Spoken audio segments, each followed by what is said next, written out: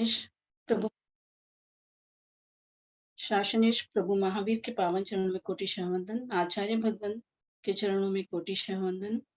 लोक में विचरण करने वाले समस्त चारित्र आत्माओं के पावन चरणों में कोटि वंदन। एक सूत्र के द्वारा अपन आज की क्लास स्टार्ट करेंगे। जो जन श्रद्धा भाव से करे श्रुत का ज्ञान, ज्ञानावर्णीय कर्म टले प्राप्त करे सद्ज्ञान। तेरा ज्ञान अनंत है, मुझे ज्ञान की प्यास। केवल ज्ञानी मैं बनूं, यही है अंतिम आस। केवल दर्शी मैं बनूं, यही है अंतिम आस। पिछली कक्षा में हमने जम्बूद्वीप के बारे में देखा था और 6 आरों का वर्णन के बारे में जाना था। आज हम लोग महाविदेश क्षेत्र के बारे में जानेंगे। तो मुख्य रूप से महाविदेश क्षेत्र के मुख्य 4 विभाग हैं। पूर्व महाविदेश क्षेत्र, पश्चिम महाविदेश क्षेत्र, देवकुरु और उत्तर कुरु। ये जो है यहाँ पर ये महाविदेश क्षेत्र है, इसमें जो है ये पूर्व महाविदेश क्षेत्र है, ये पश्चिम महाविदेश क्षेत्र है और ये उत्तर कुरु और देवकुरु, ऐसे 4 विभाग किए गए हैं। ये पूरा महाविदेश क्षेत्र है, इसके 4 विभाग किए गए हैं। पूर्व महाविदेश क्षेत्र, पश्चिम महाविदेश क्षेत्र, उत्तर कुरु, देवकुरु, ऐसे 4 विभाग किए गए हैं। बीच में जो है मेरू पर्वत है। जो महाविदेश क्षेत्र का बीचों बीच में मेरू पर्वत आया हुआ है और यहाँ पर इसको 2 विभाग हो गए हैं। महाविदेश क्षेत्र के 2 विभाग हो गए हैं। 2 यानी पूर्व में 2 विभाग, उत्तर पूर्व और दक्षिण पूर्व, 2 खंड हो गए हैं यहाँ पर। और यहाँ पर पश्चिम में भी 2 खंड हो गए हैं। पश्चिम यानी उत्तर पश्चिम और दक्षिण पश्चिम, या पश्चिम दक्षिण या पश्चिम उत्तर का भी एक खंड मान सकते हैं इसको। ऐसे 4 खंड है महाविदेश क्षेत्र के। ये जो महाविदेश क्षेत्र है, ये यहाँ पर महाविदेश क्षेत्र जो है वो कर्म भूमि है और देवकुरु उत्तर कुरु जो है वो अकर्म भूमि है। तो इसी क्षेत्र में कर्म भूमि भी आ गई और अकर्म भूमि भी आ गई, लेकिन इनको डिवीजन करने वाले पर्वत है। अकर्म भूमि को डिवाइड करने वाले यानी इनकी सीमा का तय करने वाले 2 पर्वत आए हुए हैं यहाँ पर। और सीता नदी और सीतोदा नदी से 2-2 खंड हो गए हैं यहाँ पर। पहला खंड, दूसरा खंड, तीसरा खंड और चौथा खंड, ऐसे 4 खंड हो गए महाविदेश क्षेत्र में। और एक खंड में जो है 8-8 विजय आई हुए हैं। यहाँ पर जो है 8 विजय है, यहाँ पर 8, यहाँ पर 8, यहाँ पर 8, ऐसे चारों खंडों में मिलाकर 32 विजय होते हैं महाविदेश क्षेत्र के। एक बार और मैं वर्णन करती हूँ। ये महाविदेश क्षेत्र का पूरा पिक्चर है।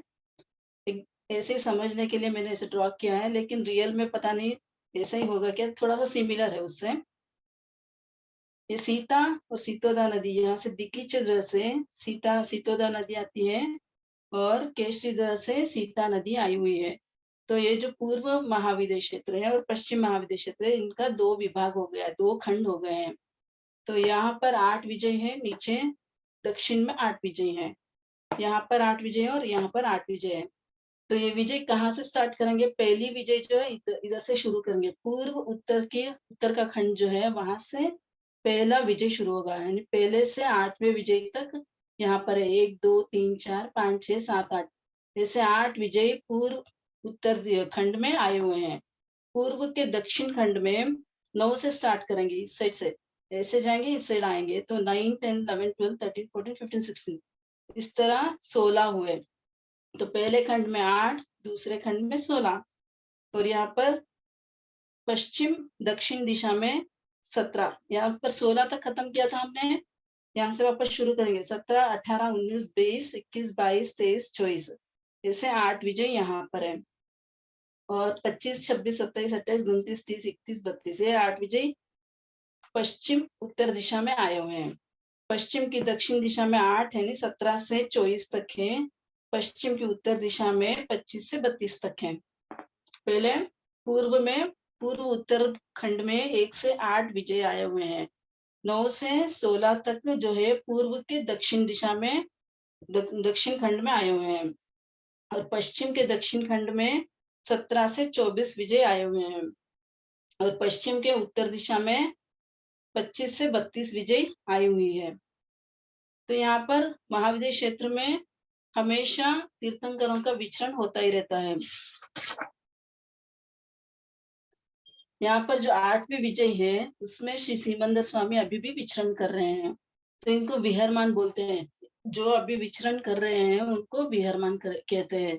जो तीर्थंकर अभी विचरण कर रहे हैं उनको क्या कहते हैं? विहरमान, जो अभी विचरण कर रहे हैं।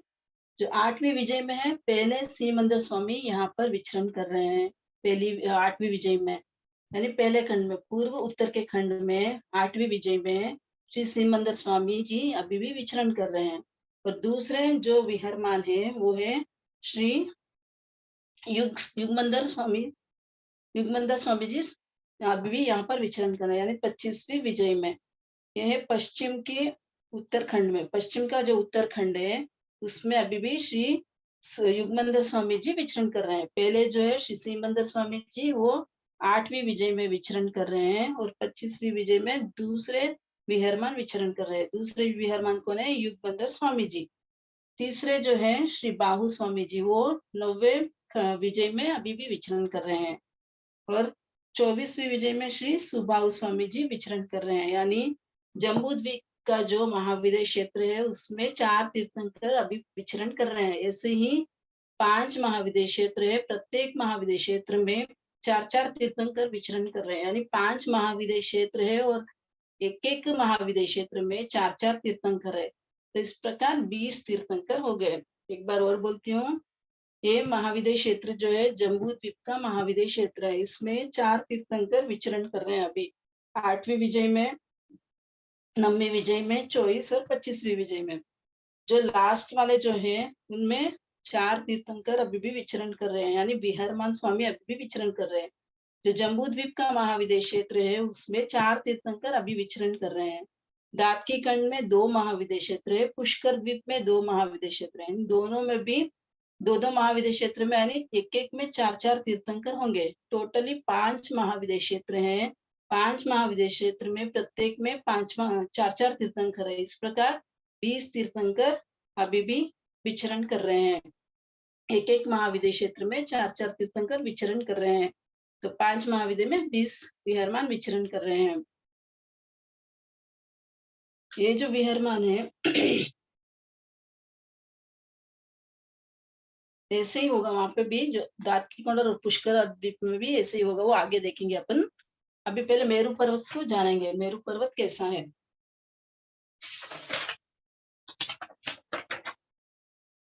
मेरू पर्वत जो है ये पूरा 1 लाख योजन का है। पूरा मेरू पर्वत जो है ये 1 लाख योजन का है।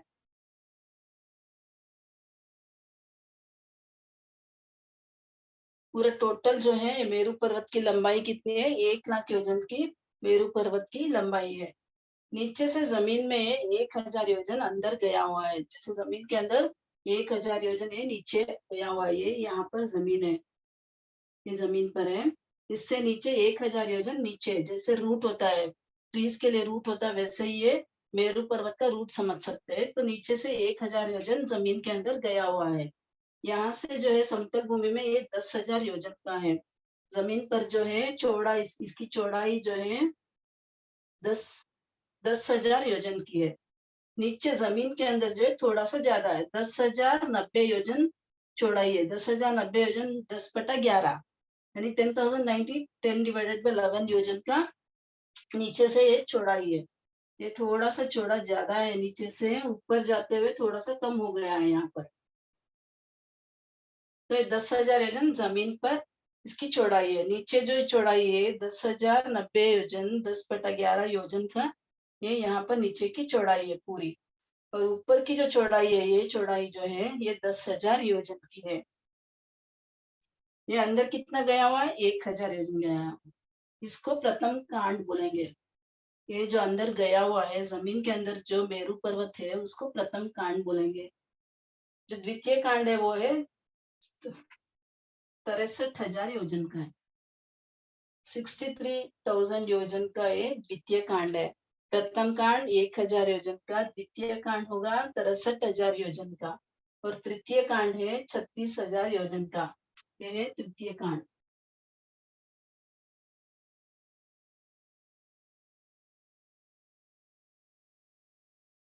प्रथम कांड कितने का है? 1000 योजन का प्रथम कांड है। द्वितीय कांड 63,000 योजन का है। तृतीय कांड 36,000 योजन का है। तो पूरा टोटल करेंगे तो 1,00,000 योजन का हो जाएगा। 1,000 63,000 64,000 हो गए। 64 और 36 1,00,000 योजन का पूरा है मेरू पर्वत की हाइट है।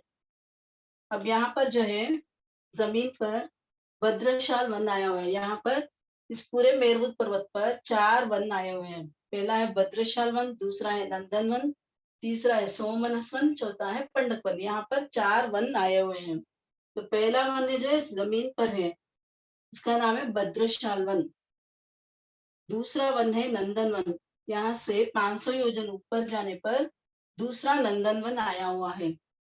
और तीसरा है सोमनस वन। ये जो है ऊपर 63,000 यानी 63,000 योजन ऊपर जाने पर ये तीसरा वन आया हुआ है सोमनस वन। ये फर्स्ट वन, ये दूसरा वन, ये तीसरा सोमनस वन, ये चौथा पंडक वन।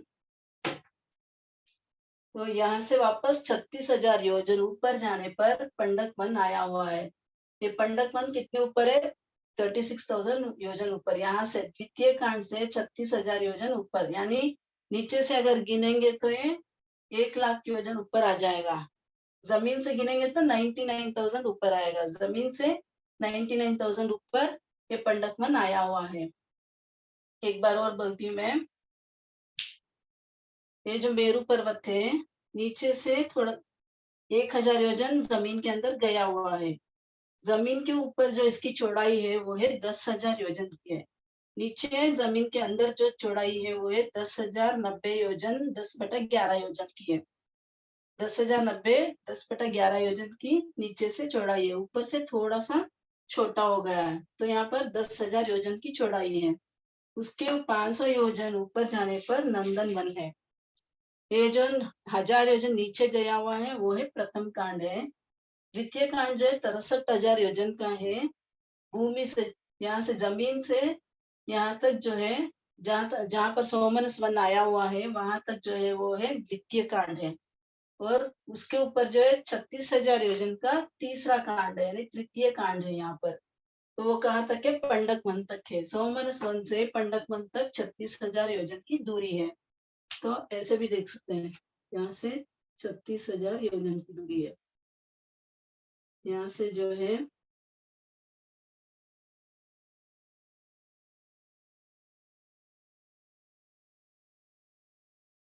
ये जो पार्ट है 63,000 योजन का है, ये 36,000 योजन का है, ये 1,000 योजन का। पूरा टोटल मिलाएंगे तो 1,00,000 योजन का मेरू पर्वत है। और ऊपर जो है चूली का है, ये 40 योजन के लिए, लेकिन इसको गिना नहीं है। जैसे मनुष्य की हाइट अगर देखते हैं तो उसकी चोटी की हाइट नहीं गिनते हैं, उसी प्रकार इस मेरू पर्वत की जो ये है चूली का, उसको उसकी हाइट को इसमें नहीं लिया हुआ है। पतली है, गोपुच्छाकार में बनी हुई है, यानी गोपुच्छाकार जैसे गाय की पूंछ होती है, ऊपर से चौड़ी होती है, नीचे से पतली हो जाती है, वैसे आकार की ये चूली का बनी हुई है। तो इसको इस हाइट में नहीं गिना गया है।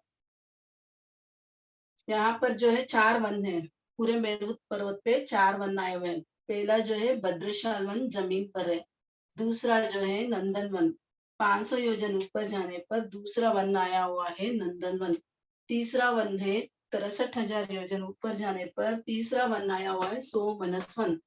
इसके ऊपर 36,000 योजन ऊपर जाने पर पंडक वन आया हुआ है, और उसके ऊपर चूलिका है। ये हो गया मेरू पर्वत के बारे में। यहाँ पर जो प्रथम कांड में है 4 लेयर्स है, पृथ्वीमय है, पाषाणमय, कंकरमय और मिट्टीमय, ऐसे 4 लेयर्स है। 250 योजन के यहाँ पर 4 ऐसे लेयर्स आए हुए हैं। यहाँ पर भी 3 लेयर्स है। द्वितीय कांड में भी 3 लेयर्स है, स्वर्णमय, रजतमय, स्फटिक रत्नमय, ऐसे 3 लेयर्स है यहाँ पर भी। जो यानी इक्वली डिवाइडेड है। ये जो 63,000 यानी पूरा 99,000 का जो है उसमें इक्वली डिवाइडेड है। जो वित्तीय कांड में जो है 63,000 है, इसमें भी इक्वली डिवाइडेड 3 पार्ट्स है। यहाँ पर भी ऐसे 1 2 3 4 ऐसे 3 पार्ट्स बने हुए हैं। इसमें जो है एक जो है स्वर्णमयी, यहाँ पर जो है स्वर्णमयी है ये, दूसरा है रजतमयी, तीसरा है स्फटिक रत्नमयी,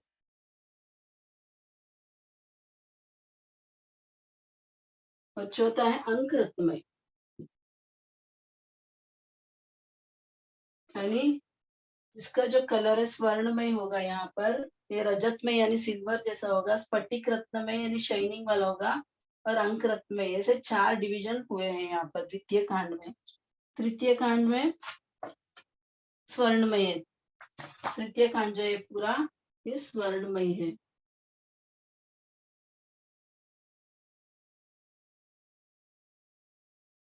अपने सिलेबस में इतना ही है वर्णन इसके बारे में। और इसके बारे में जानना हो तो आवलोक की शेयर करे जो बुक निकली हुई उसमें देख सकते हैं, या फिर जिंदमो या जैन तत्व प्रकाश में इसका पूरा डिटेल और आया हुआ है।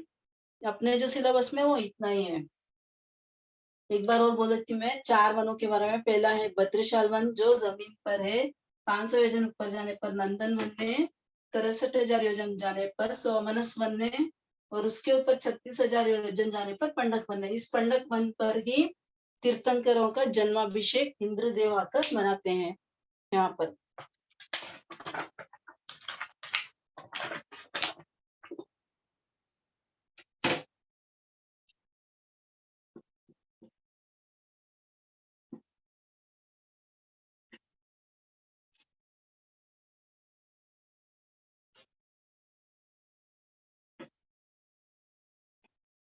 महाविद्य क्षेत्र में जो तीर्थंकर भगवान विचरण कर रहे हैं उनकी अवगाहना कितनी है? उनकी अवगाहना यानी हाइट, इनकी हाइट जो है 500 धनुषी की हाइट है।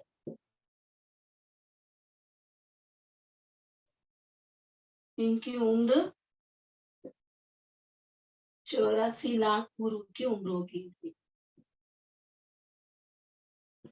अभी जो 20 विहरमान विचरण कर रहे हैं उनकी उम्र 84 लाख पूर्व की होगी।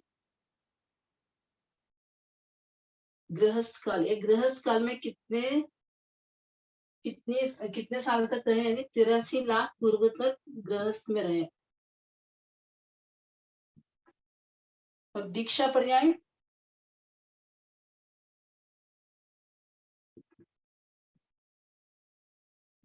इनकी दीक्षा पर्याय जो है 1 लाख पूर्व,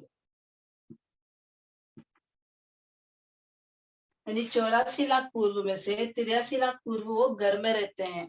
फिर दीक्षा 1 लाख पूर्व जब उनकी आयुष्य शेष रहती है तब वो दीक्षा लेते हैं।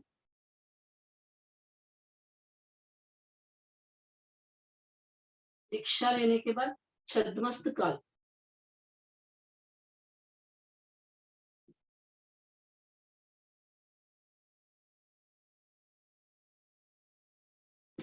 एक महीना, यानी दीक्षा लेने के बाद 1 महीना तक और छद्मस्त रहते हैं। उसके बाद उनको केवल ज्ञान हो जाता है। केवली पर्याय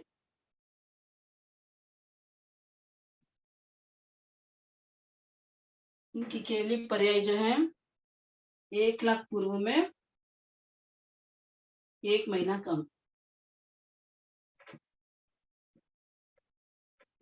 1 मास कम। यानी अभी जो तीर्थंकर भगवान अभी जो विचरण कर रहे हैं, यानी 20 विहरमान जी जो अभी विचरण कर रहे हैं उनकी अवगाहना कितनी है? 500 धनुषी की हाइट होगी उनकी। और उनकी उम्र कितनी है? 84 लाख पूर्व की उनकी उम्र होगी। तो गृहस्थ अवस्था में कितने साल तक रहते हैं? 83 लाख पूर्व तक वो गृहस्थ काल में रहते हैं। और जब 1 लाख पूर्व की उनकी आयुष्य शेष रहती है तब वो दीक्षा लेते हैं। तो दीक्षा पर्याय 1 लाख पूर्व की है। दीक्षा लेने के बाद कितने कितने काल तक वो छद्मस्त रहते हैं? यानी 1 महीना तक वो छद्मस्त रहते हैं। 1 महीने के बाद दीक्षा लेते हैं, 1 महीने के बाद उनको केवल ज्ञान हो जाता है। केवली पर्याय कितनी है? 1 लाख पूर्व जो दीक्षा पर्याय उसमें से 1 महीना कम करना, 1 लाख पूर्व में से 1 मास कम। ये हो गया विहरमान स्वामी के बारे में। इनका बल कितना होता है अभी देखते हैं। तीर्थंकर भगवंतों का बल कितना होता है।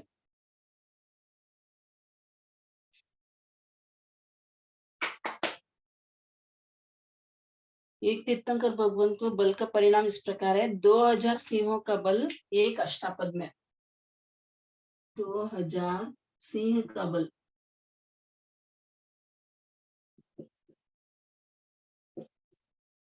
एक अष्टापद में।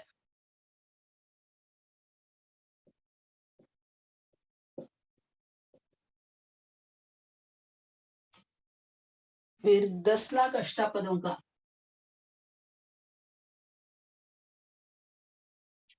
10 लाख अष्टापदों का बल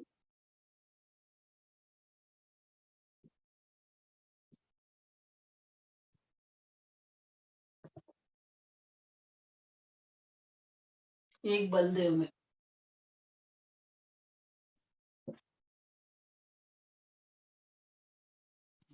ऐसे दो बलदेव का बल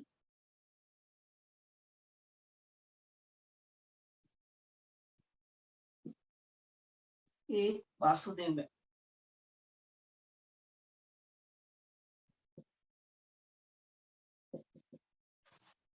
दो वासुदेव का बल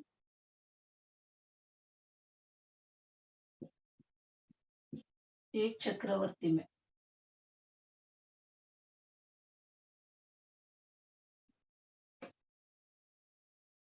ऐसे 1 करोड़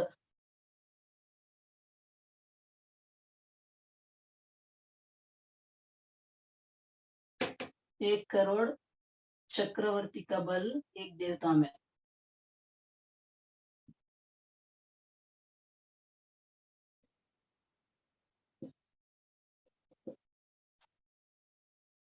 एक करोड़ देवताओं का बल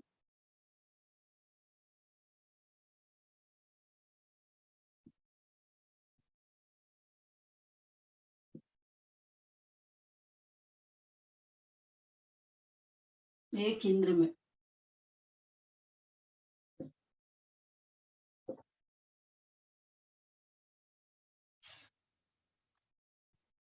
एक बलशाली अनंत इंद्र भी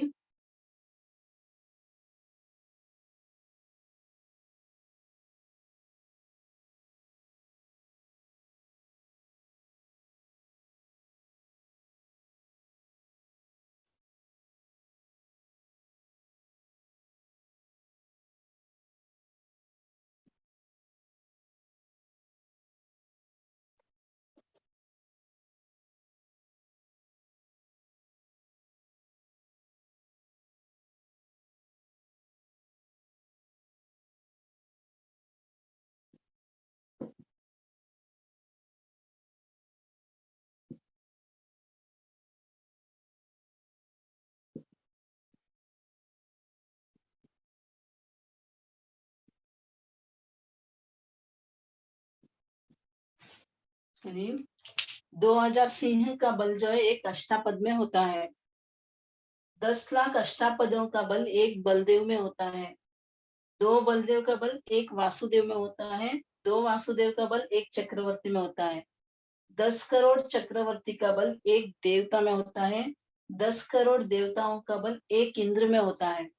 और ऐसे बलशाली अनंत इंद्र मिलकर भी तीर्थंकर भगवान की कनिष्ठ अंगुली को भी नहीं हिला सकता है। इतना बल तीर्थंकर भगवान में होता है। तो क्या है एक बार और देखते हैं। 2000 सिंह का बल एक अष्टापद में होगा। 10 करोड़ अष्टापदों का बल एक बलदेव में होगा। 10 लाख नीचा में 10 लाख अष्टापदों का बल एक बलदेव में होगा। 2 बलदेव का बल एक वासुदेव में। 2 वासुदेव का बल एक चक्रवर्ती में होगा। 1 करोड़ चक्रवर्ती का बल एक देवता में होगा।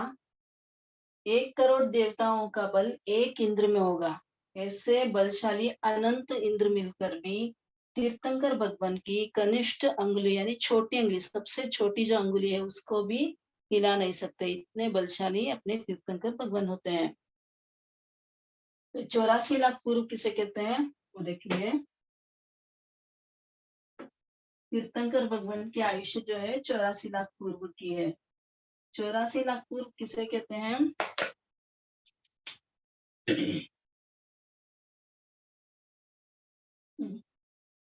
84 लाख वर्ष का एक पूर्व।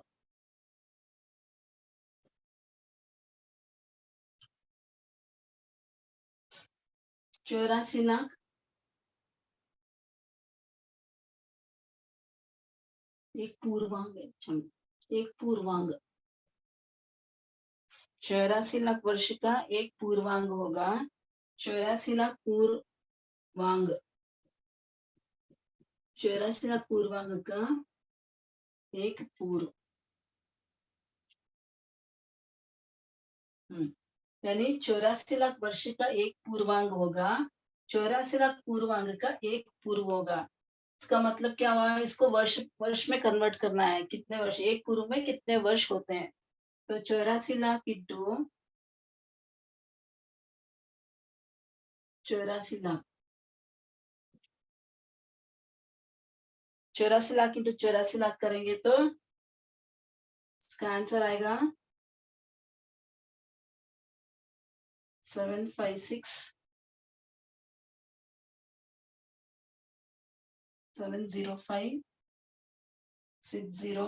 इसके आगे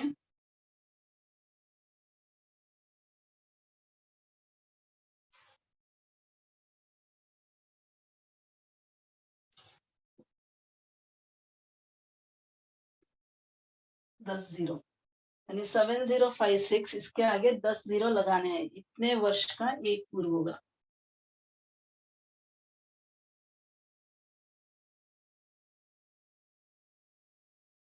एक पूर्व कितना है, कितने लाख, कितने वर्षों का है? 7056। इसके आगे 10 जीरो लगाना है। इतने वर्षों का एक पूर्व होगा। 84 लाख वर्ष का एक पूर्वांग होता है। 84 लाख पूर्वांग का एक पूर्व होता है। 84 लाख इंटू 84 लाख मल्टीप्लाई करेंगे, 84 लाख इंटू 84 लाख करेंगे तो इतनी संख्या आएगी 7056, और इसके आगे 10 शून्य लगाना है। इतने वर्षों का एक पूर्व होता है। तो इतनी आयु अपने तीर्थंकर, एक पूर्व यानी एक पूर्व तो इतना हुआ। उनकी आयु कितनी है? 84 लाख पूर्व की है। तो इसको 84 लाख से वापस मल्टीप्लाई करेंगे तो उतने वर्ष का उनका आयुष्य होता है।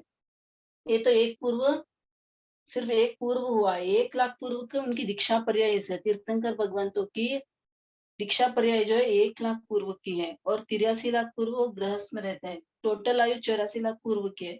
तो 84 लाख पूर्व को इससे एक पूर्व हुआ, इसको 84 लाख से मल्टीप्लाई करेंगे तो वो उनकी आयुष्य आएगी, तीर्थंकर भगवंतों की आयुष्य। अभी जो विहरमान विचरण कर रहे हैं उनका आयुष्य।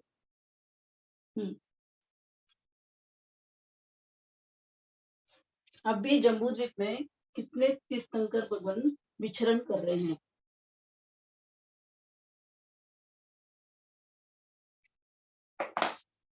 4 विहार, अभी 20 विहारमान तो टोटली जम्बूद्वीप में विचरण कर रहे हैं। तो एक एक तीर्थंकर यानी एक तीर्थंकर की आयुष्य 84 लाख पूर्व की है।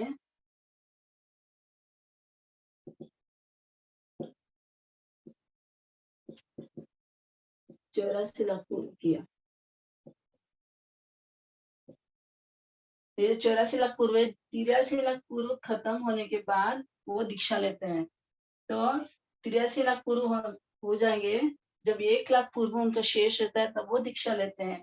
तो इनके पीछे कितने तीर्थंकर होंगे? अभी तीर्थंकर बन गए, अभी तीर्थंकर जो विचरण कर रहे हैं उनके पीछे कितने तीर्थंकर है?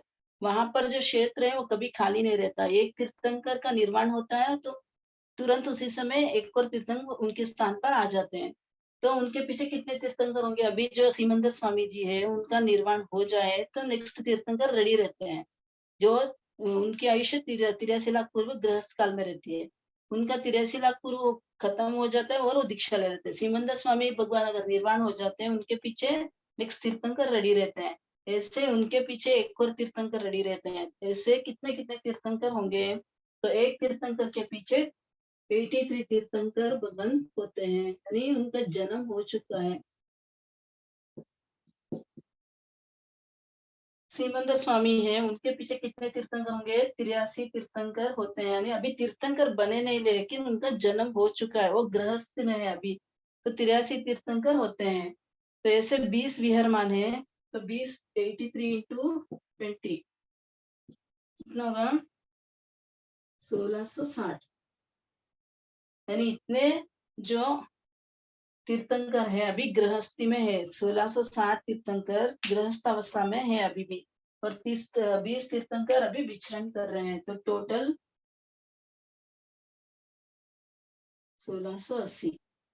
यानी 1680 तीर्थंकर भगवान अभी भी जम्बू द्वीप में है, लेकिन जो है ये जो है गृहस्थ काल में है, अभी गृहस्थ अवस्था में है, गृहस्थी में है। बाकी 20 जो है अभी तीर्थंकर है। एक बार और बोलती हूँ, एक तीर्थंकर की आयु 84 लाख पूर्व की होती है। जब इनका आयुष्य 1 लाख पूर्व होता है तब वो दीक्षा लेते हैं। तो इनका जब निर्वाण होता है, इनका निर्वाण होते ही दूसरे तीर्थंकर रेडी रहते हैं। जिनकी आयु 83 लाख पूर्व हो गई है वो तीर्थंकर बनेंगे। तो ऐसे एक तीर्थंकर के पीछे 83 तीर्थंकर होते हैं। यानी अभी तीर्थंकर पदवी तो नहीं पाए, लेकिन उनका जन्म तो हो चुका है। 83 तीर्थंकरों का जन्म हो चुका है। तो ऐसे पूरे जम्बू द्वीप में 20 विहरमान जी अभी विचरण कर रहे हैं। तो टोटल कितने होंगे? 83 इंटू 20 1660 जो अभी गृहस्थी में है, और 20 तीर्थंकर जो अभी विचरण कर रहे हैं। ऐसे टोटल मिलाकर 1680 तीर्थंकर पूरे जम्बू द्वीप में है। जम्बू द्वीप में कुल इतने 1680 जो है तीर्थंकर अभी भी है, लेकिन इतने तीर्थंकर होते हुए भी वे आपस में कभी भी मिलते नहीं है। ऐसा लोक का स्वभाव है।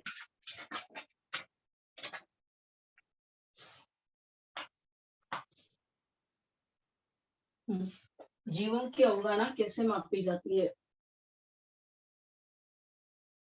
अभी जो हाइट माप रहे हैं हम लोग, वो कैसे मापी जाती है? इनकी जो हाइट बोली थी 500 धनुषी की हाइट है, तीर्थंकर भगवंत की हाइट कितनी थी? 500 धनुषी की। उसको कैसे नापेंगे इसके बारे में जानेंगे। शास्त्र में जीवों की जो अवगाहना बतलाई है वह इस पंचम आर्य के 10,500 वर्ष, यानी 10,500 वर्ष। पांचवें आर्य की पांचवा आर्य कितने का है? 21,000 वर्ष का है।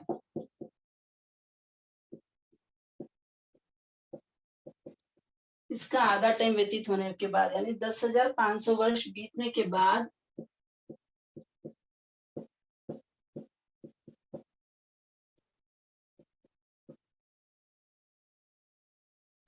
पांचवा आधा व्यतीत होने पर जो मनुष्य होंगे उनके हाथ के अनुसार मापी जाती है, जिसे उच्छेद आंगुल कहते हैं। उच्छेद आंगुल।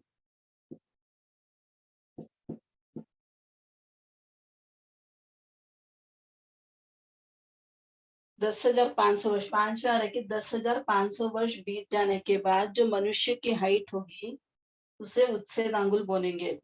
उससे सभी जीव सबका माप होता है, उसी अवगाहना से सबका माप होता है। तीर्थंकरों की अवगाहना भी इसी प्रमाण से समझना चाहिए। जो तीर्थंकर अपने अपने अंगुल से 108 अंगुल होते हैं, अपने अपने अंगुल जो है, अपने अपने अंगुल से 108 अंगुल उनकी हाइट होती है।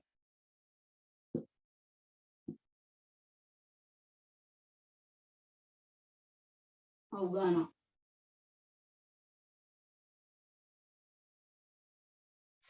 अपने अपने अंगुल से 108 अंगुल की उनकी तीर्थंकर भगवंतों की अवगाहना होती है। लेकिन उनका मस्तक 12 अंगुल का होता है। 12 अंगुल का मस्तक होता है। कुल मिलाकर उनकी हाइट होती है 120 अंगुल की। अपने ही शरीर के अंगुल से 108 अंगुल की उनकी हाइट होती है, 12 अंगुल उनका मस्तक होता है, तो पूरा मिला के 120 अंगुल की उनकी ऊंची अवगाहना होती है। तो गए तीर्थंकरों की हाइट के बारे में।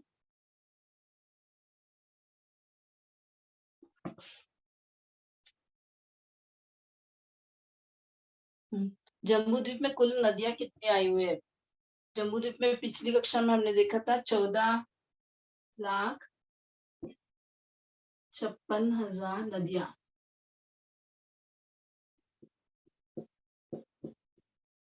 14,56,000 नदियां कुल देखी थी पिछली कक्षा में। इनका परिवार पूरा 14,56,000, यानी बड़ी नदियों का परिवार जो 14 महानदियां हैं,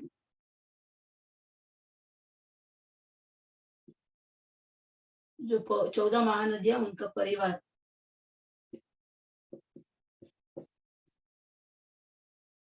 परिवार जो है 14,56,000 90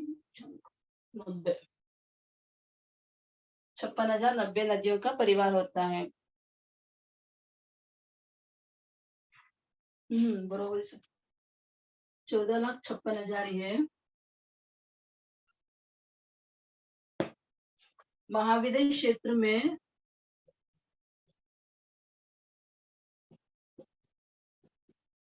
प्रत्येक विजय में एक विजय में 2 नदियां हैं।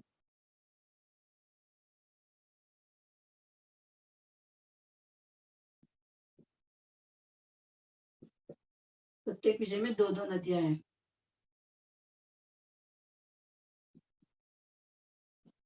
तो ऐसे 64 नदियां हो गई। 2 × 32। महाविद्य क्षेत्र में 32 विजय है। एक विजय में 2 नदियां है। जैसे एक विजय है, इसमें 2 नदियां आई हुई है, एक नदी और एक नदी। तो एक विजय में 2 नदियां हैं। 2 नदियां काउंट करेंगे तो 2 × 32 64 नदियां होती है। और एक विजय से दूसरी विजय के बीच में भी नदियां आई हुई है। एक विजय है, इसके बीच में नदी आई हुई है, फिर एक विजय है, फिर पर्वत आएगा, फिर ये विजय है, नदी है, विजय, पर्वत। यानी एक विजय से दूसरी विजय के बीच में या एक नदी आएगी और एक विजय से दूसरी विजय के बीच में पर्वत आएगा। अंतराल में एक विजय से दूसरी विजय के अंतराल में नदियां आई हुई है। तो एक विजय से दूसरी विजय के बीच में एक बार नदी आएगी, एक बार पर्वत आएगा। ऐसे यहाँ पर वापस नदी आएगी।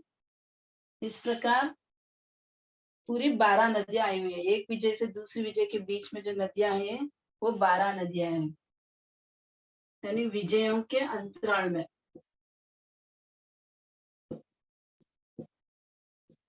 विजयों के अंतराल में जो है 12 नदियां आई हुई है। और गंगा, सिंधु आदि पिछली कक्षाओं में हमने देखा था कि 14 महानदियां हैं। गंगा, सिंधु आदि 14 महानदियां हैं। तो टोटल है 90 नदियां हो गई। ऊपर जो है 14,56,000 नदियां है, यानी 14 नदियों का परिवार इतना था। उसमें से 2 नदियां महाविद्य क्षेत्र के प्रत्येक विजय में है, इसलिए 64 नदियां हो गई। और विजयों के अंतराल में एक विजय से दूसरे विजय के बीच में भी नदियां आई हुई है, तो वो 12 नदियां हैं। और गंगा, सिंधु आदि बड़ी नदियां, महानदियां 14 है।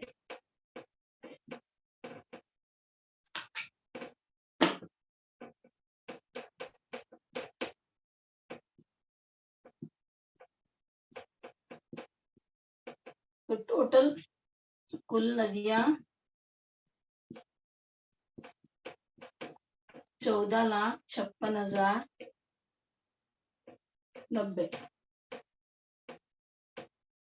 टोटल कुल नदियां 14,56,090 नदियां होंगी। एक बार और बोलती हूँ, 14 महानदियों का परिवार जो है 14,56,000 नदियां होती है। महाविद्य क्षेत्र के प्रत्येक विजय में 2 नदियां हैं। एक विजय में 2 नदियां, तो उसके भी खंड हो जाएंगे, 3 खंड ऐसे। तो 2 × 32 64 नदियां हो गई। और एक विजय के अंतराल में, एक विजय से दूसरे विजय के अंतराल में नदियां आई हुई है। वो कितनी है? टोटल 12 है। चारों विजय में 12 नदियां हैं। गंगा, सिंधु आदि महानदियां 14 महानदियां हमने पहले देखी थी। वो 14 नदियां मिलाने से पूरी नदियां होंगी 90 नदियां होंगी। और कुल नदियां कितनी होंगी? 14,56,000 प्लस 90 नदियों को ऐड करेंगे तो 14,56,000 नदियां 90 नदियां होंगी। 14,56,090 इतनी टोटल नदियां, कुल नदियां इतनी होंगी। इसका हिसाब एक बार और।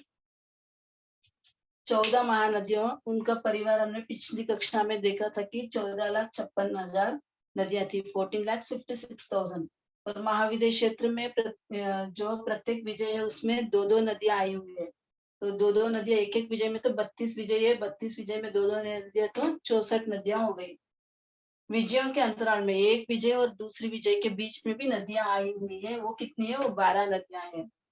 और गंगा, सिंधु आदि 14 महानदियां जो है वो 14 है। तो कितने हुए टोटल?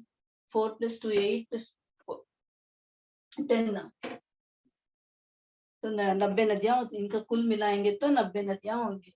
तो कुल नदियां कितनी होगी? इसको और 90 को ऐड करेंगे तो 14,56,000 90 नदियां कुल नदियां होती है। आज इतना ही रखेंगे। अवलोक की सिर का लघु दंडक देखेंगे। पर्याप्ति द्वार,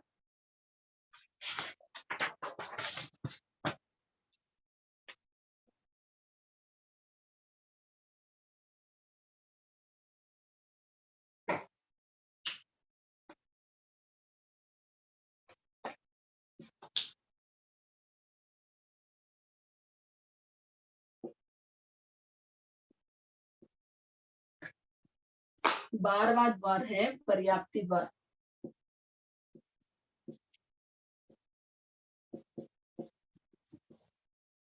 तो पर्याप्ति किसे कहते हैं? आहार आदि के पुद्गलों को ग्रहण करने तथा उन्हें आहार शरीर आदि रूप में परिणमाने की शक्ति को पर्याप्ति कहते हैं। यानी आहार आदि को ग्रहण कर 6 पर्याप्तियों को पूर्ण करना, उसे कहते हैं पर्याप्ति। पर्याप्ति कितनी है? 6 पर्याप्तियां हैं। 6 पर्याप्तियां हैं। पहले आहार पर्याप्ति। आहार पर्याप्ति यानी उत्पत्ति के प्रथम समय में जीव जो पा है, यानी ओज आहार को ग्रहण करता है, उसे खल और रस रूप में, यानी आहार पर्याप्ति में आहार ग्रहण कर उसको खल और रस रूप में अलग अलग करता है। खल यानी वेस्ट, अनयूजफुल।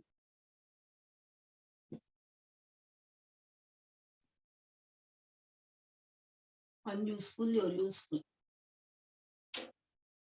खल यानी जो वेस्ट और रस यानी यूजफुल, इसमें अलग अलग कर देते हैं। आहार को ग्रहण कर खल और रस में जो अलग अलग करते हैं, इसकी शक्ति को आहार पर्याप्ति कहते हैं। उदाहरण के रूप में फॉर एग्जाम्पल, गन्ने का रस, गन्ने पीने से जो गन्ने का रस होता है वो रस रूप में होगा, जो कचरा निकलेगा वो है खल। खल यानी वेस्ट, जो अनयूजफुल प्रोडक्ट है, वो जो यूजफुल है वो है रस। ये हो गया आहार पर्याप्ति। शरीर पर्याप्ति, इस रस को, ये जो रस ग्रहण किया हुआ है उसको 7 धातुओं में परिणत करना, ऐसी शक्ति को शरीर पर्याप्ति कहते हैं। दूसरी है शरीर पर्याप्ति। जो रस ग्रहण किया हुआ है, इसमें से जो रस ग्रहण किया था उसमें 7 धातुओं का निर्माण करते हैं। उस निर्माण करने के साधन विशेष को शरीर पर्याप्ति कहते हैं। इसमें 7 धातु कौन से हैं?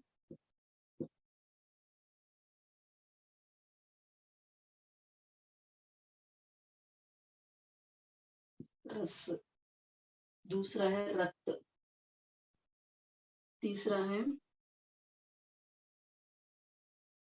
मांस, चौथा है मेद यानी फैट्स, चर्बी, पांचवा है हड्डी, छठा है मज्जा, सातवां है वीर्य। यानी आहार से जो रस ग्रहण किया था उसमें से 7 धातुओं को बनाने की शक्ति जो होती है उसे शरीर पर्याप्ति कहते हैं। पहली जो है इसमें जो 7 धातु है उनके नाम है रस, रक्त, मांस, मेद। मेद यानी चर्बी यानी फैट्स, हड्डी यानी बोन, मज्जा यानी बोन मैरो, वीर यानी सीमन, बोन मैरो, वीर यानी सीमन। जैसे मांस यानी फ्लेश।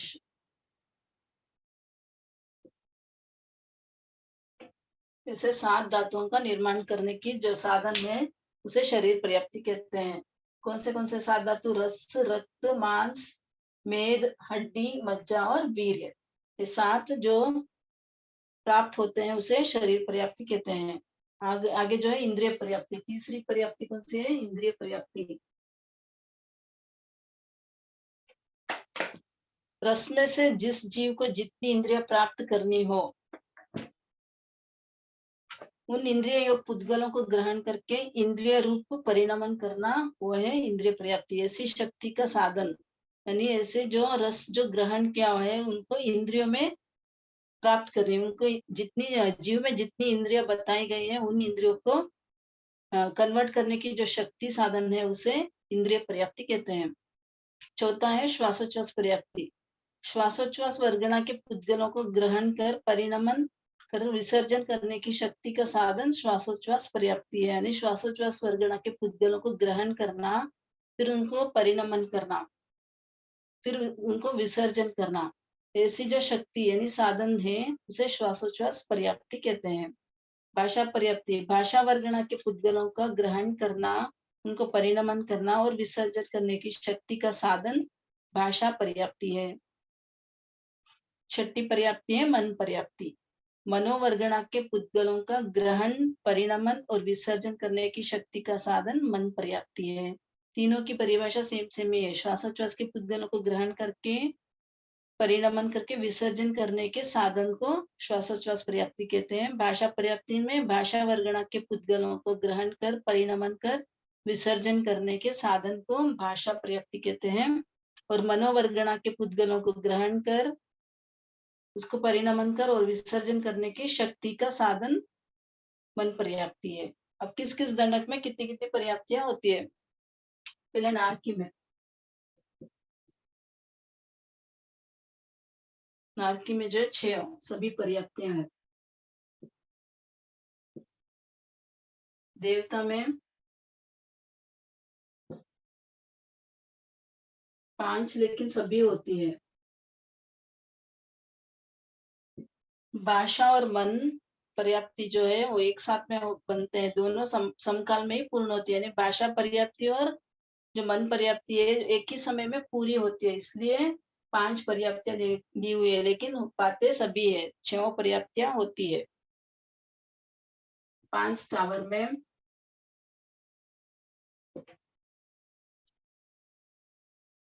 चार पर्याप्ति। आहार, शरीर, इंद्रिय और श्वासोच्छ्वास।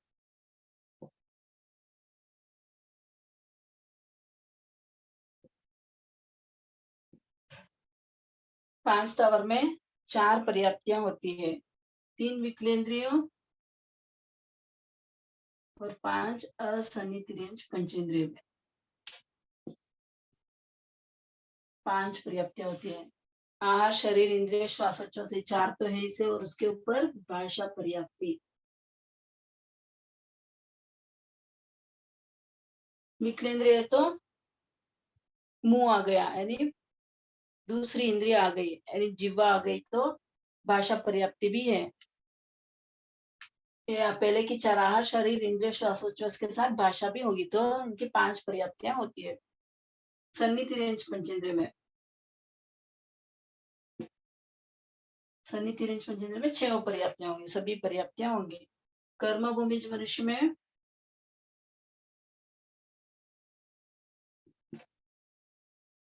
6 पर्याप्तियां होंगी। युग्लिक में भी 6 पर्याप्तियां होंगी। असन्नी मनुष्य में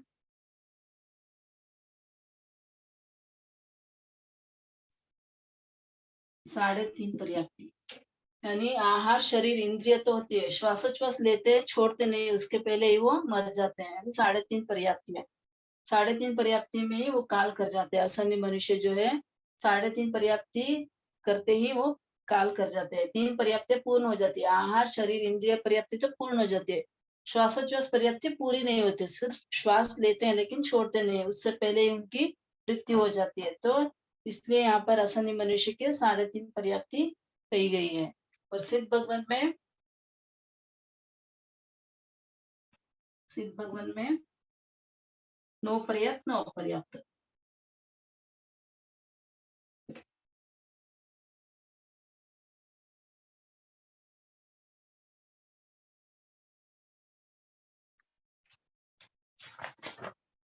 ये हो गया अपना पर्याप्ति द्वार। एक बार और रिपीट करते हैं। नारकी में पर्याप्त्य पावे 6 सभी पर्याप्तियां होंगी, देवता में 5 पर्याप्तियां होंगी, लेकिन पाती सभी है, भाषा और मन एक साथ में पूरे हो जाते हैं, इसलिए यहाँ पर 5 पर्याप्तियां ली गई है। 5 स्थावर में 4 पर्याप्तियां होंगी, एक जीव को जन्म देने में कम से कम 4 पर्याप्तियां तो होती ही है। तो आहार शरीर इंद्रिय और श्वासोच्छ्वास केंद्रीय जीव है, उनमें भी 4 पर्याप्ति तो होती है, आहार शरीर इंद्रिय और श्वासोच्छ्वास। 3 विकलेंद्रिय और 5 असनि तिर्यंच पंचेंद्रिय में 5 पर्याप्तियां होती है, यानी ऊपर की 4 आहार शरीर इंद्रिय श्वासोच्छ्वास और भाषा पर्याप्ति, 5 पर्याप्तियां 3 विकलेंद्रिय और असनि तिर्यंच पंचेंद्रिय में होती है। सन्नि तिर्यंच पंचेंद्रिय में 6 पर्याप्तियां होती है। कर्म भूमिज मनुष्य में भी 6 पर्याप्तियां होती है, युगलिक मनुष्य में भी 6 पर्याप्तियां होती है, असन्य मनुष्य में 3.5 पर्याप्तियां होती है। वहां पर जो है 3 पर्याप्तियां पूर्ण करते आहार शरीर इंद्रिय पर्याप्ति पूर्ण हो जाती है, श्वासोच्छ्वास पर्याप्ति पूरी नहीं होती है, सिर्फ श्वास लेते हैं छोड़ते नहीं है, इसलिए आधा ही लिया हुआ है यहाँ पर। तो 3.5 पर्याप्ति। सिद्ध भगवान 9 पर्याप्त 9 अपर्याप्त कहलाते हैं। हो गए अपने पर्याप्ति द्वार।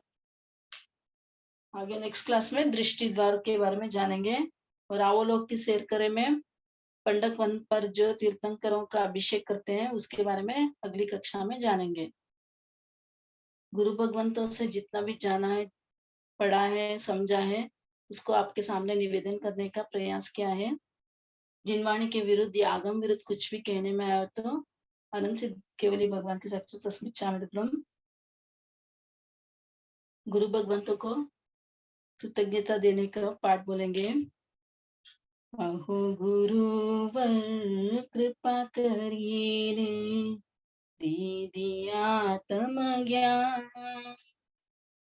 भव भव में ना भूलेंगे आपका उपकारो गुरु सा, आपका उपकार। अविनय शातना जो भी हुई मुझको माफ करो, मेरे सारे कर्म फल को आप ही दूर करो, ओ भगवन आप ही दूर